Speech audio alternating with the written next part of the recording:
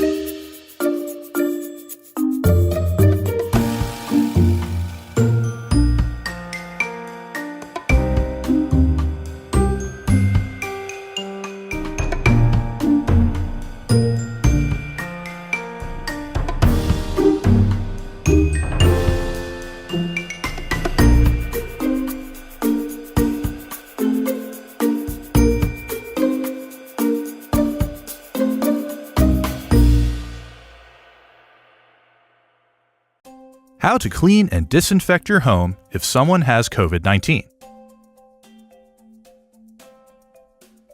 For common areas of the home. Each day, clean and disinfect high-touch surfaces and items. High-touch surfaces include tables, countertops, light switches, doorknobs, and cabinet handles. Put on disposable gloves. First, clean the surface with soap and water. Then, use a household disinfectant. Read the label to see how long you should keep the disinfectant on the surface. Have good airflow and ventilation. Follow instructions about rinsing off chemicals. Be sure to put products where children cannot reach them. To clean electronics, follow the manufacturer's instructions. Or use alcohol-based wipes or spray containing at least 70% alcohol. Wash dishes and utensils with soap and hot water or run them in a dishwasher. For sick areas or rooms of the home.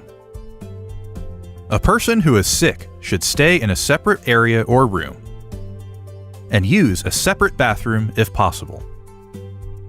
Only clean these areas if something gets soiled. This will help limit your contact. Have the person who is sick wear a mask. A caregiver may also wear a mask. Dedicate a lined trash can if available. Remove the gloves and wash your hands with soap and water for at least 20 seconds. For more on cleaning and disinfecting your home for COVID-19,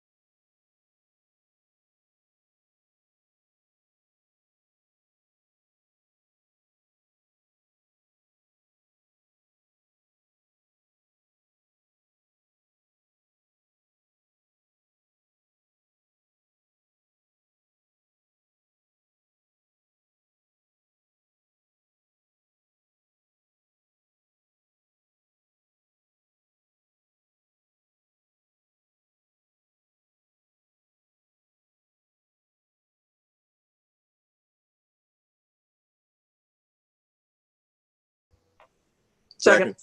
All right, any questions or comments on the minutes? All right, seeing none, all in favor, please say aye. Aye. Aye. All opposed, say no. All right. Motion passes. Hey, Mayor, I didn't want to interrupt, but I should state for the record that section 610.0. Yes, my mistake. I didn't write that down. Thanks, John. Go ahead, please. Yeah, it provides that members of the city council are not physically present in the council chambers can participate in discussions and vote on all matters when they're not in the council chambers when an emergency exists and the nature of the emergency is set forth in the minutes. So as we've said way too many times, let the minutes reflect that we are still involved in the COVID-19 pandemic and the city council is meeting remotely for the public health and safety of each other as well as the general public. All right, thank you, John. Appreciate that. The one order of business we have tonight is the zoning code amendment. As everyone knows, you know, this was we had the public hearing before the city council back at the end of February, and we know what happened right after that. So a lot of things such as this got delayed, and with the hope that we could have in-person meetings and discussion on it, and as a few of the other issues that were before us, then ultimately happened with them, that didn't happen. So I know several people have asked me, and that's Jonathan, I'm sure Russ, Bill, and even probably other council members, when is the council going to take this up again? Is the council going to take it up? Some have said let it die, when, and all that. So in talking to Russ and Jonathan and Bill, and then I've had conversations with John Hessel, the question of taking it up has been addressed. And John, if you wanna say something on that, if you don't mind, I would appreciate that. I'd be happy to, Mayor. I know that many of you, like myself, have asked whether or not it's going to come up and whether or not the city council can just sort of ignore because it's been so much time has elapsed. And the answer is no. Legally, you've received a recommendation from the Planning and Zoning Commission. And as a result of that, you need to act upon that recommendation. That doesn't mean that you can't amend the process. In other words, you don't have to consider all of the amendments in one move. I know that I'm not going to speak for Jonathan, but I think that's what Jonathan and Bill have sort of anticipated in I don't know if they prefer it or not, but that certainly is one approach. The other approach would be to address it somewhat in piecemeal. But again, I'll leave that up to the city council. My only point is that the city council can't just ignore it. You do have an obligation to act upon the recommendation from the Planning and Zoning Commission. All right, thank you, John. So as we, look at this again, and Jonathan, I know will have a lot to say. This was all started about a year and a half ago, something in that regard. So it's been a while, and I know the decision, was made to do everything as one whole, basically one whole zoning code amendment. A lot of it, again, I know Jonathan will hit on it. A lot of it is, I'll use the term loosely, mundane. A lot of things that just need to be updated in the code that probably don't have a whole lot of impact, at least on several of the large issues that came out of this. My thought, the process over the next few months, and we won't be voting on anything tonight, is going through and trying to get approval on the non-high profile, non-controversial, again, that term loosely, items. But I would like, as we move forward, a couple of things like the B2 building heights, the residential housing recommendations. My preference is to leave those as they are, and we can address, those are big items, and I would like to address those at a different time, and so we can focus totally on those. So I think that was kind of the intention of Jonathan's memo to us, to bring up some things that we would have to amend to keep them the way they are now, if that makes sense. So the purpose of tonight is to talk about where this was, where it is now, and the process, going forward as we try to implement, the zoning code amendments, at least a large amount of before we have more debate and discussion. So, Russ, turn it over to you, Jonathan, to at least start the conversation. I think Jonathan's ready to go ahead and begin his presentation. All right. Sure. Yep. Well, first, thank you again for Mayor and Council for the time. Really appreciate you all making time for this and bringing this back up. As City Attorney said, I think you're obligated to some extent to do it, but I know it's still that important, and we appreciate you making the time now to do this. And before, I do want to give some context because, as the Mayor mentioned, it has been a decent amount of time since the February 27th public hearing was the last official meeting held on this. So, and to nobody's fault, it's been delayed since then. But stepping back again, before I get into that, I do want to say that it's been a monumental effort, and I will go into some detail about that. But just to remind everybody, this is a significant project, and not that anyone was suggesting it, but to let it sit or to not act upon this project, in my professional opinion, would be a disservice to the city, sincerely. So the context of this again is, zoning codes, the way they function, it's a best practice within the industry that communities update their comprehensive plans every 10, 15, 20 years, in that range, depending on who you talk to and what the community wants. And we did that in 2016. And the next step after that as a best practice is to analyze and update as needed your development regulations, because your comprehensive plan sets the vision for development in your community. And if you have a vision for your development in the community that says one thing and a code that says another thing, which we do have in some instances, it gets you nowhere. It gets you somewhere you don't want to be. So that is the whole process. I know some people get nervous or other mixed feelings about, well, do we really have to do this look at everything? Do we have to bite off this big piece of the apple and take it all in? And really what it provides, so zoning codes, as you're all aware, they do get amended, and it's a normal and healthy thing to amend codes continually, right? If you, as a community, if you're not evaluating your code regularly and considering amendments, your code will become irrelevant and your community becomes irrelevant. So the codes will be amended even after we adopt this code, hopefully. It will still be amended. It will change, and that's fine. But every so often, usually tied in with the comp plan, it is beneficial and recommended to take a holistic review, a comprehensive review, because when you do these line by line amendments, there often become inconsistencies, and it's just better to address those holistically, somewhat regularly. So that's what all spurred this project to being. And I'll try to refer to it throughout the process as Kirkwood by Design. If you all remember, that was the umbrella or title that this project was given. And I looked back because I couldn't even remember, but I actually 2 years ago, a little over 2 years ago, is when we started the RFP process for this. We went out and got proposals. We selected the firm. The staff had our first meeting with our consultant development strategies in April of 2019.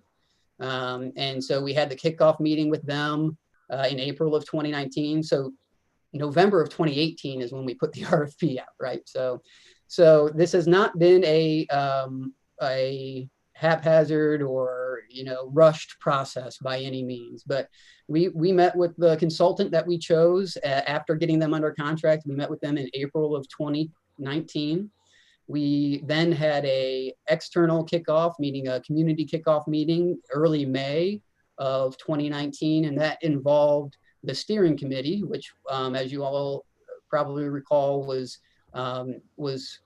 formed with the intention of getting city council and planning and zoning commission contribution early in the process from the beginning. So there were 3 planning and zoning commission representatives and 3 city council representatives as part of this crucial steering committee. And I will say thank you. I know Councilmember Ward was a council member on that, and many others. So I thank the steering committee members. They put countless hours. I put that in my memo, but I can't reiterate enough the number of hours. Originally, we had the May kickoff meeting. The consultant then did this big diagnosis evaluation of our code and came back with their initial first reaction and recommendations to give a framework of what they would recommend, what direction they recommend the city go in. And that was confirmed by the steering committee. But the bulk of this was July to December, 5 months of meetings with the steering committee. And originally it was going to be one night a month. And at the first meeting, we realized we couldn't do it in one night per month. So the steering committee, we went back-to-back nights every month, two meetings, and the meetings regularly went, I don't even remember, 4 hours, so it was 8 hours between 2 days every month that the steering committee is talking about everything you can imagine under the code. So again, a huge effort, and I appreciate everyone who was a part of it, including our consultant team. So the process again, so those bulk of the steering committee meetings were happening from July to December of 2019. And throughout that time, I want to mention, there was various methods of public input, right? It wasn't done in a vacuum. We had open houses, we had the steering committee, we had online surveys, we had a project website, which is still active. We had a lot of input, and that's even before the formal process, right? That's before the formal hearings at the Planning and Zoning Commission, which were multiple and numerous public input received at those processes, before the public hearing at the City Council. So these were all building up to that more formal process. So I guess that brought us through, once the steering committee, once they couldn't handle it anymore, once they were done and fed up with us, they made their recommendation in December to the Planning and Zoning Commission, who then heard and discussed and had multiple meetings, public meetings. Then they ultimately made recommendations. And in my packet that I provided, there was a memo from February. And that memo from February was in preparation for the public hearing. And I know it was lengthy. It had a lot of attachments, I apologize. But the purpose of that memo, to refresh your memory, was it summarized the changes that came from the Planning and Zoning Commission. So the Planning and Zoning Commission reviewed the steering committee's recommendation and made various recommendations on what to change. So we had the draft dated December, I think it's December 18th, 2019. So that's the base draft of the code. Then there are amendments that the Planning and Zoning Commission made that are referenced in that February memo from myself. And that recommendation came out in January, and then we scheduled the February 27th public hearing with the City Council. So between February 27th and now, obviously other things have occurred. And so what I did with my tried to do with my December 8th memo was to provide, as the mayor said, a few different categories, a summary of what happened, where we were at, but also of 3 different categories of amendments. And I'll try to I'm not going to go into each amendment that is in the packet. If you have questions, I'll be happy to answer those. But I want to just explain the categories, and I think it will help. So the first category of amendments that you see in the December 8th memo are amendments that would incorporate code changes that have already been adopted between February 27th and now. Those are not in the draft, right? So we've continued business. We've had applicants that have had amendments posed. So we need to incorporate those into this code. Well, that's my opinion. I hope you agree. So those amendments are just to do that. The second category are staff recommendations. These have been based on a number of things, and they range in impact or importance, however you want to look at it. There are everything from clarifying language Two things that have come out from discussions with either council members or residents or developers. So I'll pick some out. So there's a staff recommendation. So a staff recommendation to correct the permitted encroachment in non-residential districts. So it was just an inconsistency. We had 12 inches, it should be 30 inches, something we caught since then. No change in substance. It's really just to correct something. Item E is to remove a lot coverage bonus for 1.5 story homes. So it was something that was discussed throughout the process. Again, if you have questions, I'd be happy to answer those. So they range in reason for the various recommendations, but these are all things that have come about in various conversations since then, and we felt they were important enough or had merit enough to bring them to to your attention and for your consideration. The third category are city council initiated recommendations, and so these are also things that like the mayor mentioned, here's what some of the B2 building height that he referenced and residential setbacks. Those are items that in discussions with the mayor or city council members, we received feedback that certain members believe that these items should have more discussion, that there has been a lot of discussion, but they're items that I think were controversial, if you want to say, or there were people certainly on both sides of the issue. So those were items that individuals have relayed to us that they feel might be beneficial to roll back. So what many of those amendments would be to roll back the current draft language that came out of the Steering Committee and Planning and Zoning Commission to what our current code is, okay? And again, I will answer any question, or I will try to answer any questions you have about those. I'm not gonna go into specifics in this point. I will let you all discuss and ask, but and just to address a couple or maybe clarify a couple things, many of this stuff was categorized as being, I think it was mentioned being mundane or really just kind of, minor things, but there are a lot of, I'll stress, what we did was not only to recommend things to bring it into consistency with our comp plan, it was to align it with best practices throughout the nation and with a serious look at making our processes more efficient for the city and for applicants, whether it's homeowners, business owners, developers, all of those. There are a lot of things that most people would see as mundane that provide I think, a very significant benefit to business owners, homeowners. And it's everything from, we looked at every permitted use, all, 130 or whatever it is, permitted and special uses. We looked at all of those, created a table to say, how do they compare across each other and what uses should be permitted and special. And we made some substantial changes of where we thought those could be and how we created a whole new category. I'm sorry, I'm probably getting too detailed, but I just want to give some examples. We created a whole new category of use really that's permitted with standards. So the idea is it's an in-between. As long as they meet, we took a look at our special use permits that we typically issue. We said, what are the common conditions? What are we frequently worried about? Let's just make those the standard. And if they meet those common standards, they're permitted. They don't need to go through the 4 to 6 month minimum process because the hours of operations in neighborhood business are important to us. So they can only operate 7 to 11. That's it. And if they meet that, they're a permitted use. They don't need to, for businesses, especially small businesses, that 4 to 6 months can kill a deal. We've had many people walk away and say, I'm sorry, I can't do that. I'll have to find somewhere else. So that was something that we really worked hard at. And I think most people, it can be easily overlooked, but that's a great example, in my opinion, of things that will be very beneficial, I think, to the community when this code is adopted. So the other piece I'll say is that as far as piecemealing, some of the amendments, like I said, that are in the memo, roll back certain provisions.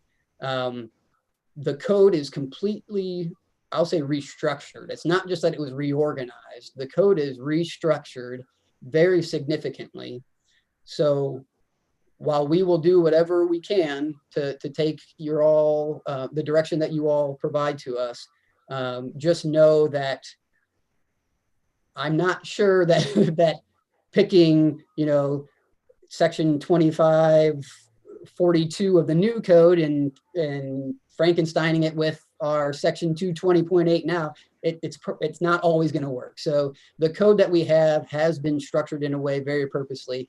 There are many cross references, many things like that make it work in the way that we have it set out. So again, just please keep that in mind, that it is a cohesive document, I would say. So let's see, looking at my notes here. Oh, the last piece, I did not include this in the memo, and I somewhat already regret it, but I'll mention the other piece that I would probably that I do recommend for consideration is the effective date. So currently in the draft code, it says that it would be effective basically upon adoption. That honestly, I was one of the big proponents for that throughout the process, because we had a very clear process. It was very public.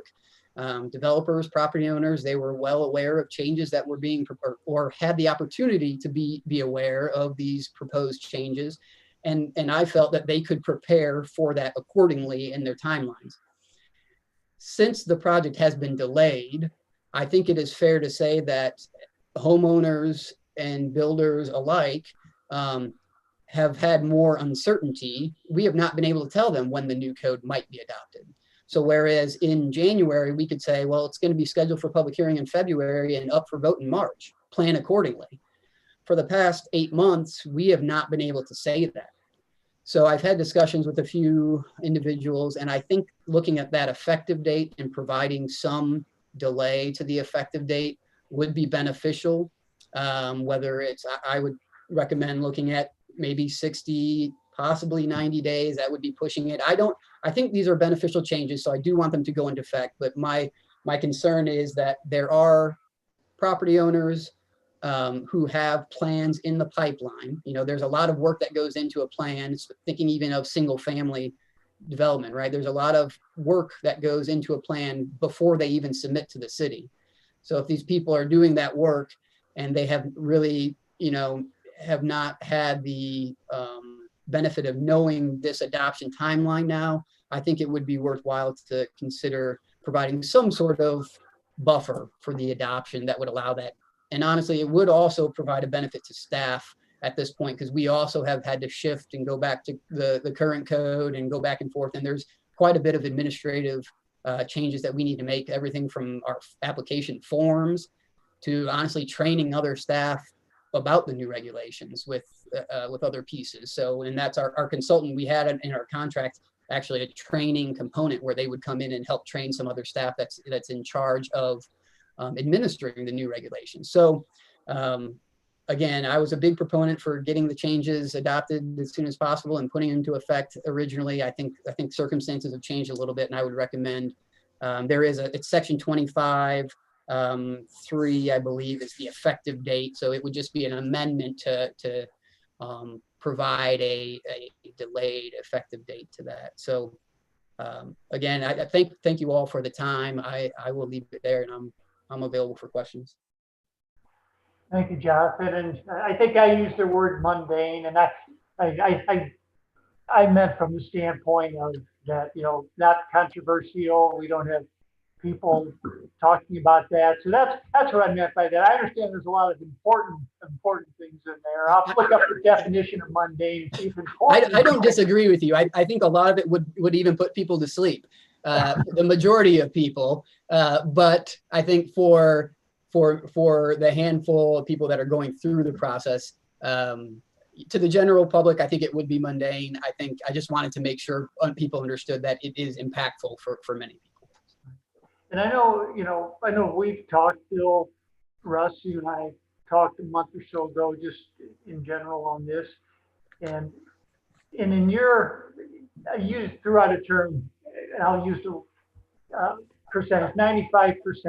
I mean, in your opinion, I'm not holding you to 95%. I mean, most of it is, you know, non-controversial, mundane, or whatever term somebody wants to use. Is that fairly accurate, and, you know, as an overall statement? Yeah, I would say so. I would say that what is being proposed by Jonathan is to enact the portions of the recommendations from steering committee and the review process that was almost a year in the making, or maybe over a year in the making, to the point of the aspects of that recommendation that are non-controversial or that didn't show interest by council in tweaking. Let me put it that way, where council didn't show interest in tweaking 95% of it. The things that council's been interested in discussing and further discussing, and rightly so, because citizens are interested in it as well, are FAR, building heights, and setbacks, residential particularly. So that's, you know, those are the things that I think Jonathan's holding out, and his memo explains that quite clearly, that council can certainly address in the future. But with enactment of what these multiple motions that Jonathan proposes will basically set those more controversial, I guess, or those items of interest that are being held out, will set them where they currently are. So we don't have a misunderstanding about what is in place. It's not like a placeholder, it's just where they currently are. So we're not putting something in a transition phase or anything along those lines. We're just holding those where they currently are. Is that not correct, Jonathan? That's correct. Yeah, I mean, we still did keep what I'll say is improvements in clarification of like definitions. So even for floor area ratio, you know, we clarified some things in our language and definitions. However, the measurements,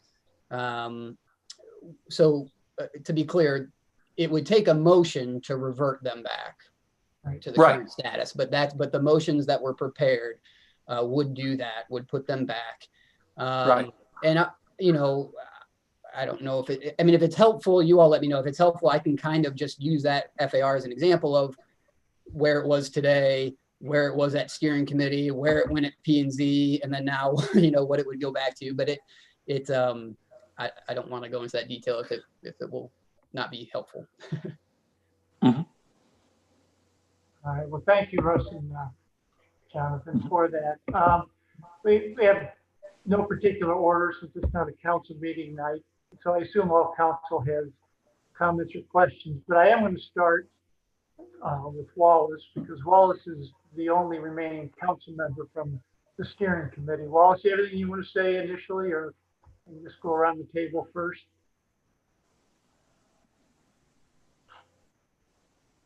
Well, thank you, Mayor. Yeah, I guess the only thing I'd like to say is that, you know, we undertook this effort because we wanted to improve the quality of life of residents in the community through our, you know, taking a good look at our codes and ordinances. And I think that still has a lot of merit. I understand the need to hold up on some things at this point. But you know, there was a perception going in that the purpose of this was to address or rein in builders, new home builders, and Jonathan or Amy could maybe straighten me out on this, but I believe that there are more resident homeowners who have appreciable work done on their homes than there are builders. And so this definitely impacts the residents and the quality of life of residents, and not just that of builders who are building new homes in the city of Kirkwood. So I just urge us to get moving and get whatever we can get done at this time frame, and help the residents of the community. Great. Thank you, Wallace. Mark, I'll go on my screen, start with you. Yeah, thank you, Mayor. I don't have a lot of questions. The comments, I've looked through some of these, some of the changes, some of the staff recommendations. I have some questions on. I'll probably ask Jonathan about those later. I think it would be a good idea to revert to the existing codes for floor area ratio, height, and setback, just so we do have time to look at it later. Hopefully we'll be able to do it in person, where we can have additional feedback and discussion on those items. But I appreciate all the effort that's gone into this, and I hope that it does improve the processes and simplify them, for developers as well as for residents. So that's all I have. Thank you. Thanks, Mark. Liz?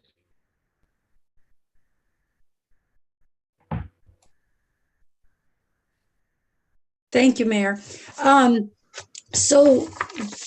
Question for you, Jonathan. The memo that you gave us from February of 2020, 20th of 2020, that is not showing the code as it is. It's showing the code as written by the committee, and then the red lines are the changes that planning and zoning. Right. So that memo, those are just excerpts from the code, and what they are the red line changes that were, so the December 18th copy, and I know, so I probably should have asked Lori ahead of time. If either Councilmember Sears or Gibbons doesn't have a copy of the December 18th version, please let me know. It's on our project website, so it is there digitally, but if you want a printed copy, please do let me know. But so, sorry, that memo from February 20th, the redlined changes are changes from the steering committee's recommendation that was made to the Planning and Zoning Commission, that the Planning and Zoning Commission voted on and approved those revisions. So the red lines reflect the Planning and Zoning Commission's revisions. Let me see if,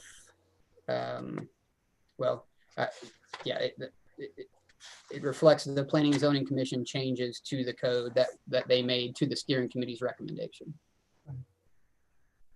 Does that answer your question? I think so, yeah. Now, really, this is the document you're talking about, Jonathan, right? Correct. That's the draft, right? That is the, but for these items in the February 20th and December 8th memos, that December 18th copy does not incorporate these things. These memos were efforts to not reprint 300 pages when it was, other versions, but to provide slip sheet amendments basically for consideration. So it's a combination. I guess the February 20th was both. So it says it there in the last paragraph, minor typographical errors and substantive issues raised during the P&Z review. So as you go through those, some of them were, again, things that we just caught, upon further review. Others were like on page 86 is the code page, redlined in the attachment. That's where one of the changes that P&Z recommended was to count 50% of half stories rather than 100%. So the steering committee's recommendation was to count 100% of half stories in FAR. The P&Z's recommendation was to count 50%, and that was a compromise because our current code counts 0% of half stories. So that's one of the clearest or examples I can provide of steering committee, based on discussion, said it is floor area. Why are we not counting it? Let's count 100%. The P&Z, after feedback at their public meetings, P&Z said, you know what, that's a big jump. Let's look at counting 50% of half stories. That's halfway between 0 and 100, right? And then, and so what is really included in my December 8th memo would be changes to bring that back to 0, whereas where we are today under the current code. So I need a big whiteboard with diagrams. But you're saying to bring it back to 0 so that in the future we address it. Is that correct? That's my understanding. Yes. Right. So that's under it's under the building heights, the FAR, the third thing. Now I can't think of it, Residential setbacks, right? setbacks. So those are the things. So this floor area ratio G would be, we'd say go back to 0. And then when we're all in person again, we will bring those things will come back up. Correct. Okay. All right. Is there anything in any of this, and I apologize, I tried to scope it as closely as I could, on foundation heights? Finished floor height? Yes. Regulations? Yes. There was no discussion on, that was never a topic brought up for changing that item. Okay.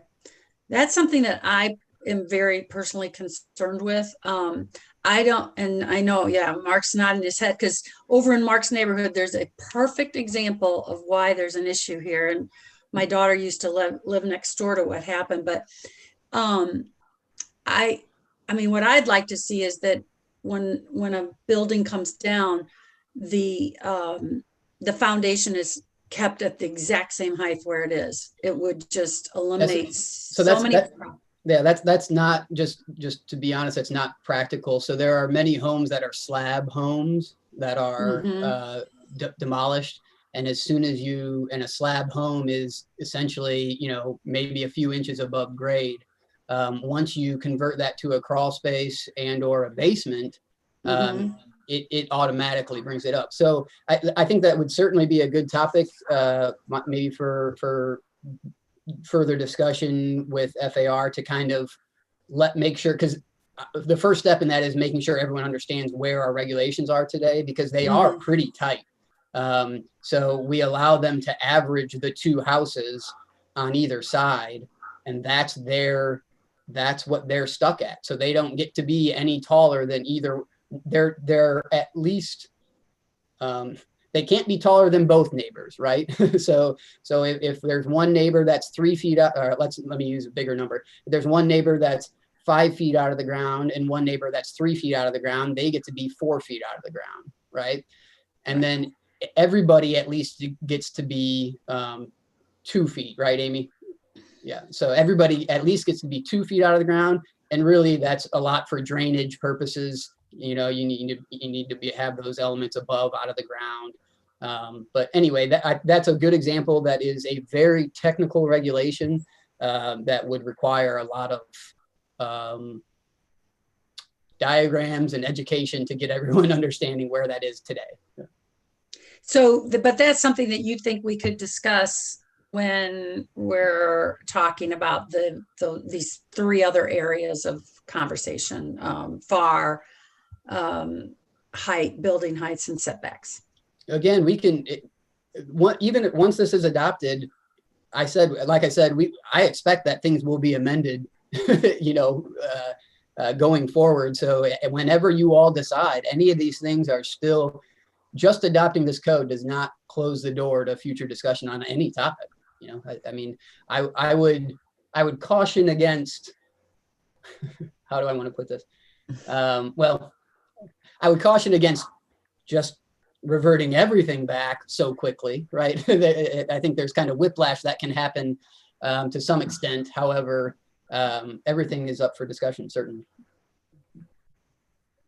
I don't have anything else. Okay, thanks.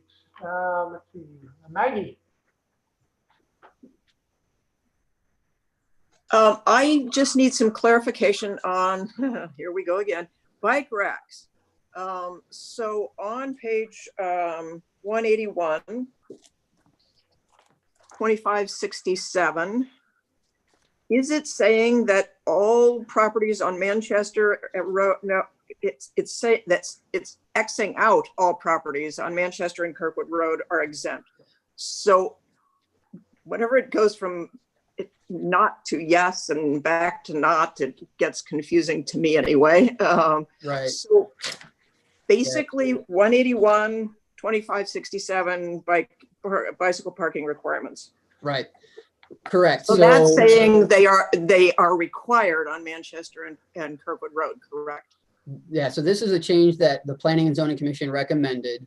I know. So that red line change would mean that properties on Manchester Road and Kirkwood Road would be required to provide bicycle Correct. racks Okay. like they are today, right? Okay. Sometimes that turns into two knots and then it's a yes. And I wanted to make sure I was reading it correctly. I still have a problem with that. And I'm wondering if we can discuss that further at another time. I think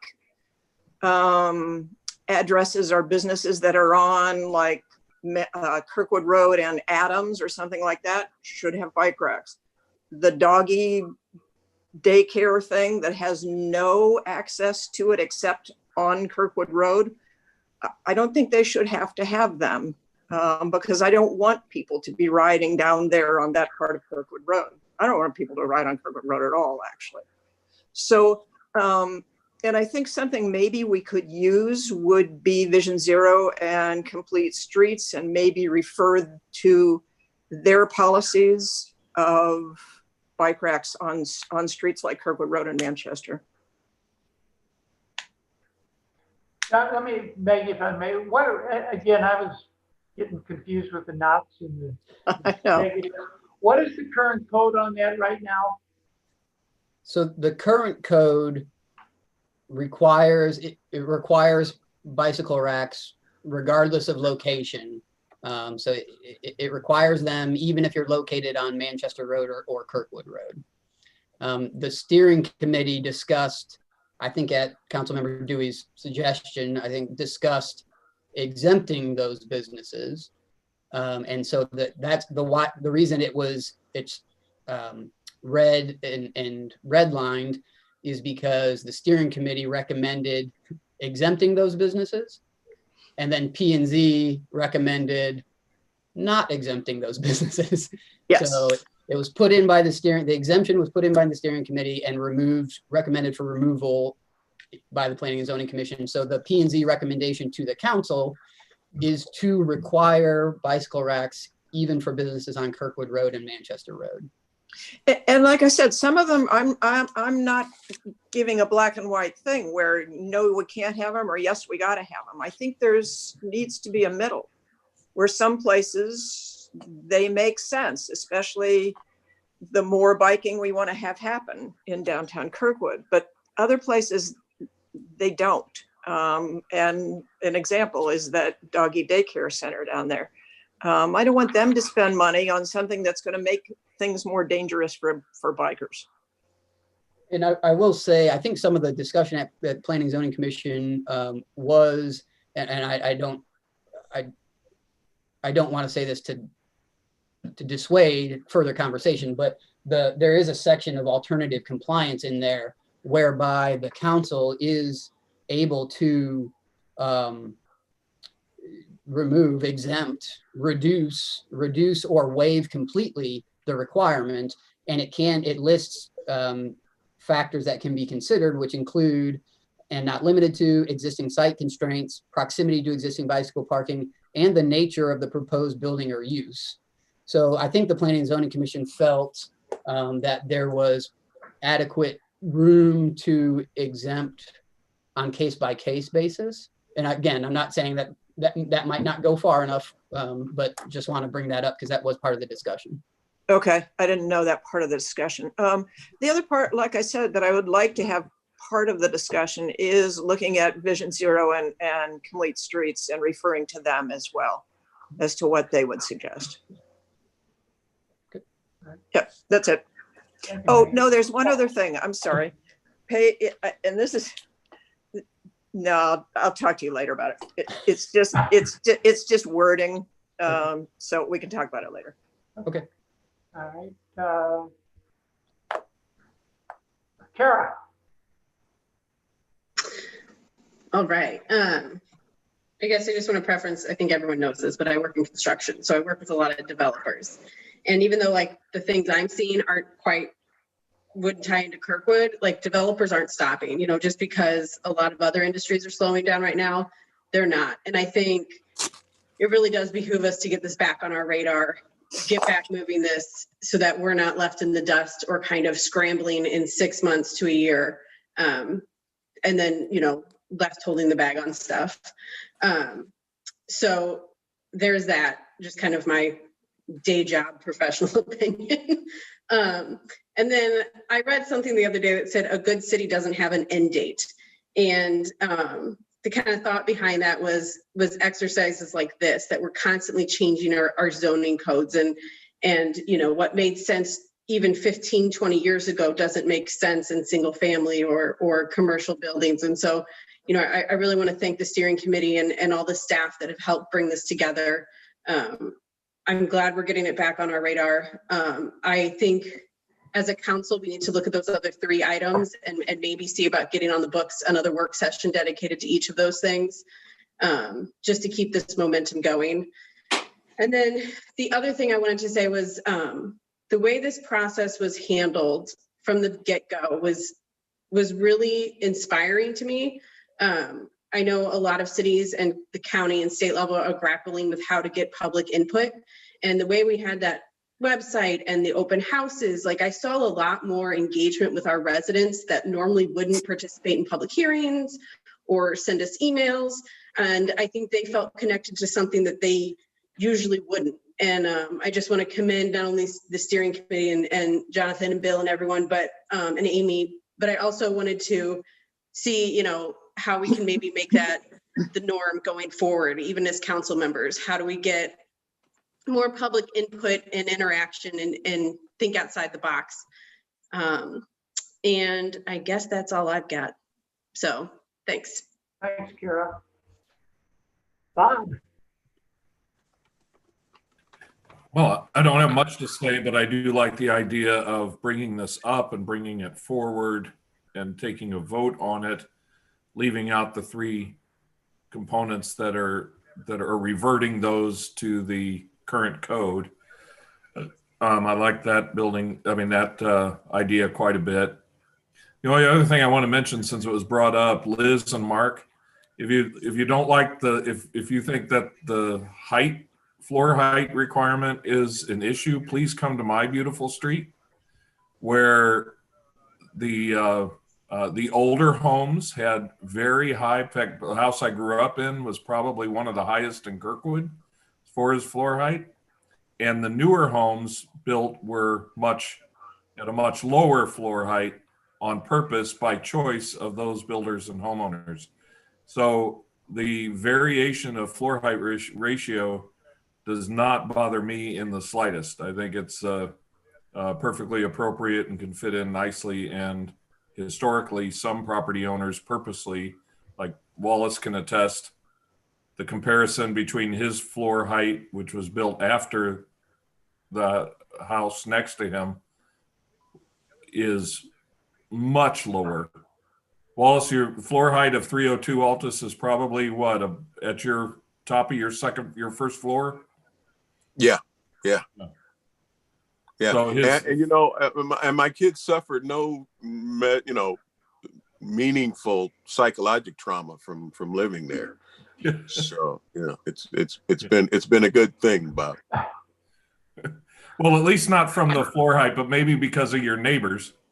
Yeah, well, yeah. Of course, then there's genetic input that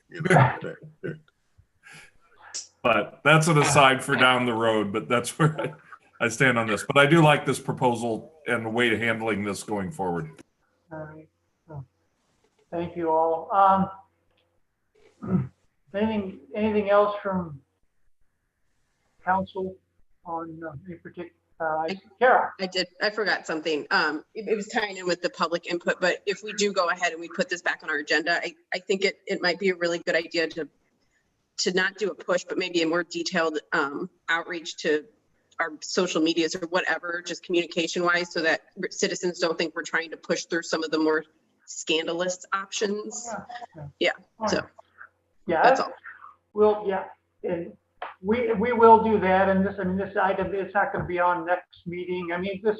We'll have to look at what the best time to do it. I think the purpose of tonight was to just get council input and just kind of let everyone know what, at least and it sounds like consensus of the council is to do it this way, get it moving, take the high profile items as discussed, carve them out, and we'll deal with those in a later time, so we specifically can deal with that without, and then we've made the changes on everything else. Mayor, can I call attention to one more thing? I'm sorry. I just, Sure, Jonathan. so the, just to, on one of the motions under the city council initiated under the residential setbacks, I have it listed there as revert residential setbacks to current code. It wasn't intentional. I just want to call attention to, it is reverting, but for the R4 and R5 district, I do want to call attention just so everyone's aware that, and I apologize, it gets a little, and if you all have questions about it, contact me later and I can walk you through it. But currently those districts, anything, if the lot is anything less than 60 feet, it automatically jumps to 5 foot. There's a huge reduction in the setback just with a 1 inch less lot size, right? And it seemed like a very consistent discussion at the steering committee and planning and zoning commission that this approach that's in this motion and is in the draft. So the R4 and R5 are different from what we have today. Okay, even in this motion, even the motion that says revert, I realize that's not, and that's why I'm calling your attention to it. I'm not trying to pull something by you, but that recommendation is to, what's the best way? It's to incrementally provide the reduction in setback at 13%. So the setback required in R4 is 8 feet. 8 feet of 60 foot wide is 13%. So everybody should get a 13% with a minimum of 5 foot. So I apologize. I know that's getting into the details. I just want to call that out as a slight, well, it's not a complete reversion to where we are today. And I wanted to call that attention. So. Yeah, but you know, I think, Jonathan, is necessary because of the huge percentage of non-conforming properties that we have in there. Right. I mean, it's just a literal snake pit. Right. Yeah, absolutely. I think most people, that's why I left it in even in the reversion scenario. It really was something that I think the vast majority of people said would be beneficial. It actually is tightening a little bit on those side yard setbacks on narrow lots, which it seemed like was a big concern for many. So we'll talk about that. I'm really, on a lot of this, I really would like to stay where we are, because I think it just gets confusing.